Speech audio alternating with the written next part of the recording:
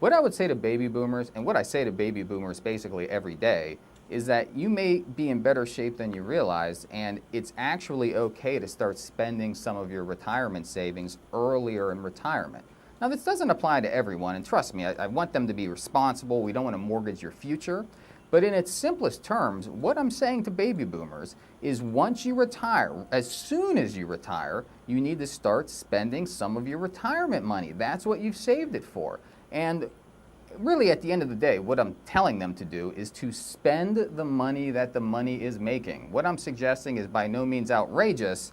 I'm not telling people to spend the actual principal itself. I'm telling people to spend the money that the money is making. So if your CD is getting 3%, spend the 3%. If your stocks and bonds are returning 5%, spend the 5%.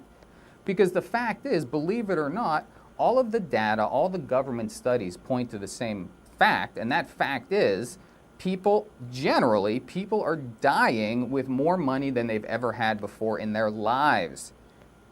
Why is nobody talking about this, right? Almost every single person I sit down with is absolutely terrified about retiring. They're getting sick about it. I mean, they have, heartburn. It's affecting their health. This is not a minor issue.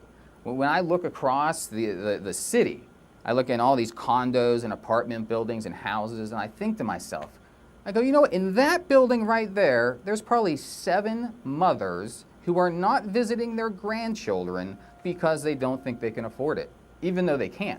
And in that building over there, there's 12 men watching the stock report for the day, getting heartburn. It's ruining their day for no reason. I'm looking all around me and I'm seeing unnecessary suffering. And not only am I seeing unnecessary suffering, I'm also seeing people underliving. I always talk about people over-saving and under-living, meaning people live like they're broke in retirement with all this money in the bank, and then they end up dying with more money than ever.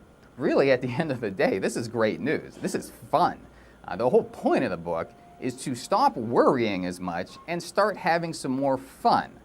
Let's say you have a budget of $5,000 a month. That's what you need to live. And let's say between your Social Security and the income that your investments are making, you actually have about $8,000 a month coming in. So that's $3,000 more than you need. So my advice to you is don't save the money. Use the money. Spoil yourselves. Go see your grandkids. Give the money to somebody that needs it. Get a new kitchen. Do whatever you want with it. Do not save the money. Not to mention that their parents were born during the Great Depression. If your parents were born during the Great Depression when you were growing up, I assure you, you heard, never spend your money. Save as much as you can. You never know what's going to happen. You can never be too safe. You have to be cautious.